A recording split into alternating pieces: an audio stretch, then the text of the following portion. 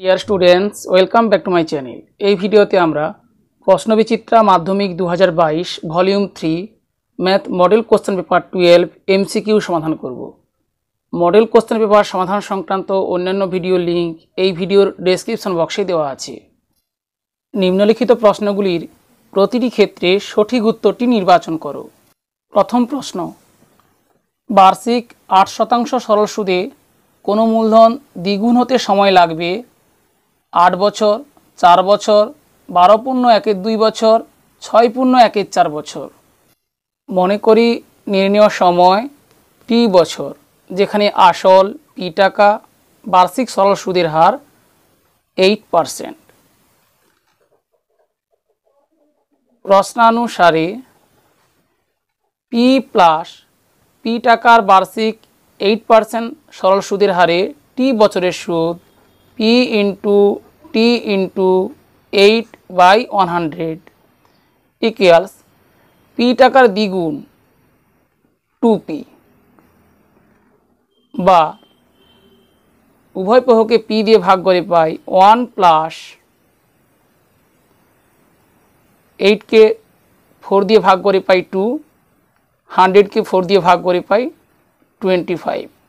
তাহলে 2t/25 equals 2, বা 2t/25 equals 2 - 1 1, বা t ইকুয়ালস 1 × 25 25/2। সম্ভাব্য চারটি উত্তরের অপশান সিতে আছে 12+1 বছর। তাই 25/2 এই অপ্রকৃত ভগ্নাংশকে আমরা 12+1 মিশ্র ভগ্নাংশে পরিণত করে নেব। অতএব নির্ণেয় সময় 12+1 বছর। সম্ভাব্য চারটি উত্তরের অপশান সি 12+1 বছর সঠিক উত্তর। এক ব্যক্তি ব্যাংকে 100 টাকা জমা রেখে 2 বছর পর সমূল চক্রবৃদ্ধি পেলেন 121 টাকা। বার্ষিক চক্রবৃদ্ধি সুদের হার 10%, 20%, 5%, 10+1 মনে করি বার্ষিক চক্রবৃদ্ধি সুদের হার 8%। প্রশ্নানুসারে সমূল চক্রবৃদ্ধির সূত্র P into 1 + r/100 whole to the power n।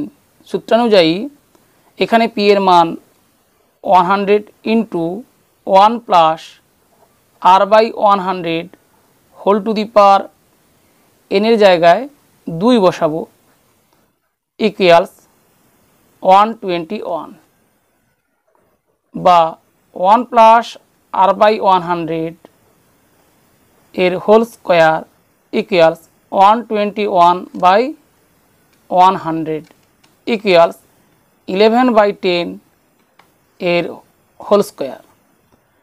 অতএব 1 + r/100 ইকুয়ালস 11/10।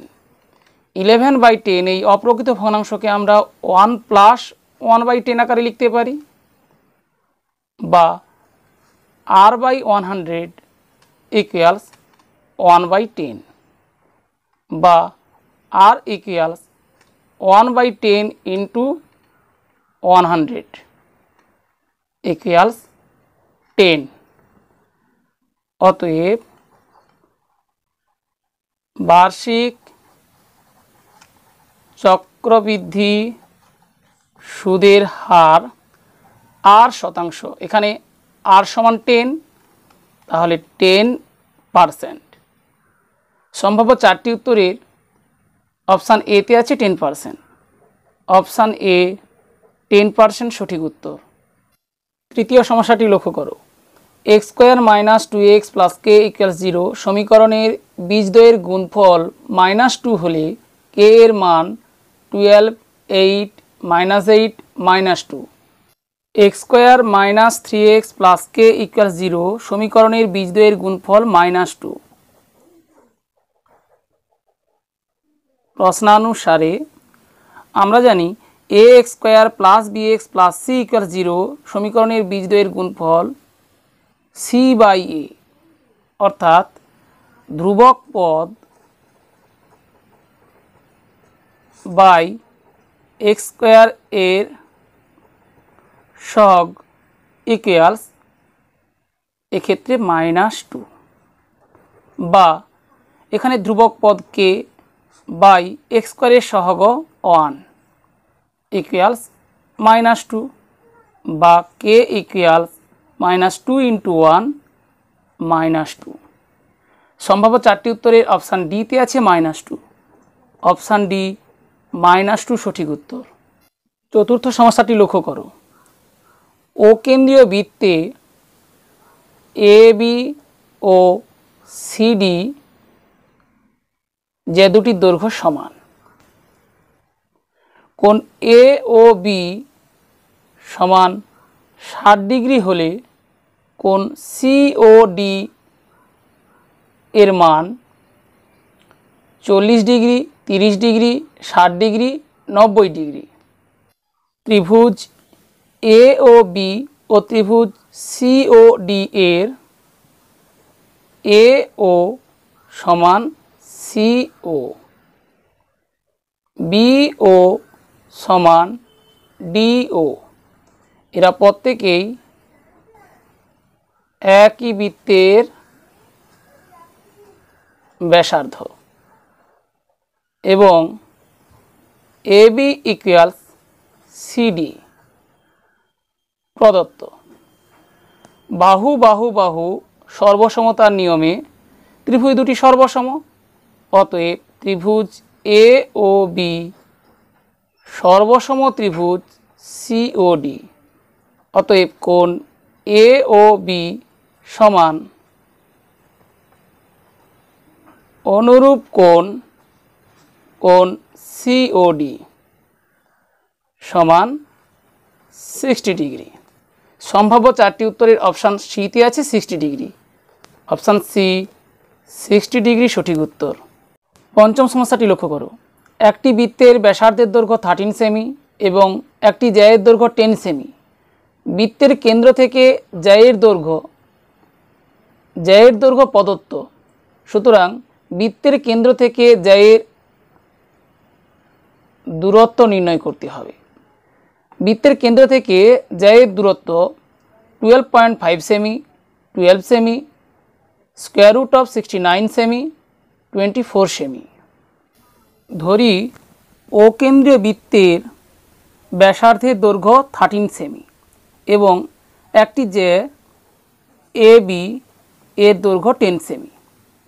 বৃত্তের কেন্দ্র ও থেকে এ বি জ্যায়ের দূরত্ব নির্ণয় করতে হবে, অর্থাৎ ও বিন্দু থেকে এ বি এর লম্ব দূরত্ব নির্ণয় করতে হবে। ওডি লম্ব এ বি অঙ্কন করা হলো, অর্থাৎ বৃত্তের কেন্দ্র ও থেকে এ বি জ্যায়ের উপর লম্ব অঙ্কন করা হলো, যা এ বি জ্যাকে ডি বিন্দুতে ছেদ করে। আমরা জানি বৃত্তের কেন্দ্র থেকে ব্যাস 9 এরূপ কোনো জ্যায়ের উপর লম্ব অঙ্কন করলে তা ওই জ্যাকে সমদ্বিখণ্ডিত করে। অতএব ডি এ বি এর মধ্যবিন্দু, অতএব বিডি সমান হাফ অফ এ বি সমান 1/2 × 10 সেমি সমান 5 সেমি। ডিডিও সমকোণী ত্রিভুজ থেকে পাই। বিডিও একটি সমকোণী ত্রিভুজ, কারণ ডি কোণ সমকোণ। এই সমকোণী ত্রিভুজের বিডি এর মান 5 সেমি। সমকোণের বিপরীত বাহু অতিভুজ, অর্থাৎ বৃত্তটির ব্যাসার্ধ ও বি 13 সেমি। সেখান থেকে আমরা সমকোণ সংলগ্ন অপর বাহু ওডি এর মান নির্ণয় করে নেব। OD equals √ of OB square minus BD square equals OB বৃত্তের ব্যাসার্ধ 13 সেমি, তাহলে 13 স্কোয়ার মাইনাস বিডি এর মান আমরা নির্ণয় করেছি 5 সেমি, 5 স্কোয়ার একক semi equal √ of 169 minus 25 semi equals square root of 144 semi equals 12 semi. সম্ভাব্য চারটি উত্তরের অপশান বিতে আছে 12 সেমি, তাহলে অপশান বি 12 সেমি সঠিক উত্তর। বৃত্তের ব্যাসার্ধ এই চিত্রে ও বি 13 সেমি প্রদত্ত, যে এ বি এর দৈর্ঘ্য 10 সেমি প্রদত্ত। আমরা জানি বৃত্তের কেন্দ্র থেকে ব্যাস নয় এর অনুযায়ী এর উপর লম্ব অঙ্কন করলে তা ওই জ্যাকে সমদ্বিখণ্ডিত করে। তাহলে এ বি জে এর অর্ধেকের দৈর্ঘ্য 10/2 সেমি 5 সেমি। এখানে বিডিও একটি সমকোণী ত্রিভুজ। সমকোণী ত্রিভুজের অতিভুজ এবং সমকোণ সংলগ্ন একটি বাহুর সাহায্যে আমরা সমকোণ সংলগ্ন অপর বাহুর দৈর্ঘ্য নির্ণয় করতে পারি পিথাগোরাসের পদ্ধতি কাজে লাগিয়ে। অর্থাৎ ওডি সমান square root of OB square minus BD square. সেখান থেকে আমরা পেয়েছি ওডি এর মান 12 সেমি, অর্থাৎ বৃত্তের কেন্দ্র থেকে 10 সেমি দৈর্ঘ্যের জায়ের দূরত্ব 12 সেমি। শেষের সমস্যাটি লক্ষ্য করো।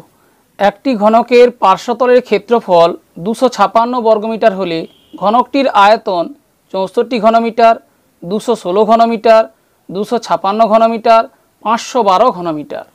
মনে করি ঘনকের প্রতিটি বাহুর দৈর্ঘ্য এ মিটার।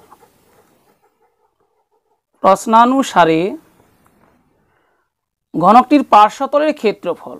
আমরা জানি ঘনকের মোট 6টি তল, ভূমিতল উপরিতল বাদ দিলে মোট 4টি তল, অর্থাৎ পার্শ্বতলের সংখ্যা 4। প্রতিটি তল বর্গাকার। ঘনকের প্রতিটি বাহুর দৈর্ঘ্য এ মিটার হলে প্রতিটি তলের ক্ষেত্রফল এ স্কোয়ার বর্গমিটার। তাহলে 4টি তলের মোট ক্ষেত্রফল 4a স্কোয়ার বর্গমিটার ইকুয়ালস 256। আমরা পাশে উল্লেখ করতে পারি ঘনকের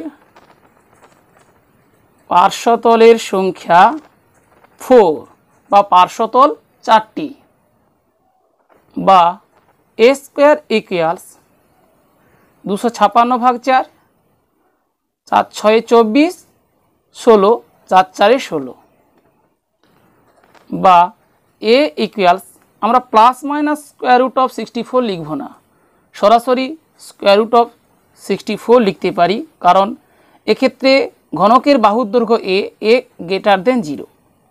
যেহেতু এ গ্রেটার দেন 0 তাই সরাসরি স্কোয়ার রুট অফ 64 লিখলাম ইকুয়ালস 8। অর্থাৎ ঘনকটি প্রতি বাহুর দৈর্ঘ্য 8 মিটার।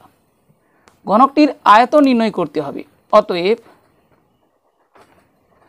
ঘনকটির আয়তন সমান বাহুর কিউব, সরাসরি 8 কিউব ঘনমিটার লিখতে পারি ইকুয়ালস 8 কিউব, অর্থাৎ 8 × 8 × 8, 8 × 8 64 গুণ 8 ঘনমিটার সমান 8 4 32 2 3, 8 6 48 আর 3 51, 512 ঘনমিটার। সম্ভাব্য চারটি উত্তরের অপশান ডিতে আছে 512 ঘনমিটার।